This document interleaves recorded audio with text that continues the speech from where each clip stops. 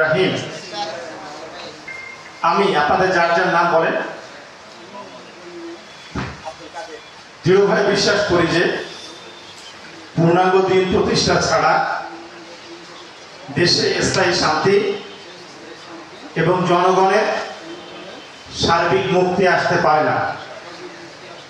অতএব আল্লাহকে হাজির নাজির জেনে ওয়াদা করছি যে আমি ইসলামী আন্দোলন বাংলাদেশে শরীক হয়ে জান ও মাল দিয়ে আন্দোলনের সার্বিক সহযোগিতা এবং যাবতীয় নিয়ম শৃঙ্খলা মেনে চলার চেষ্টা করব। আল্লাহ তাআলা আমাকে এ ওয়াদা পালনের তৌফিক দিন, আমিন। আলহামদুলিল্লাহ। এখানে যে অংশটা আছে সিগনেচার দিয়ে দিন, না?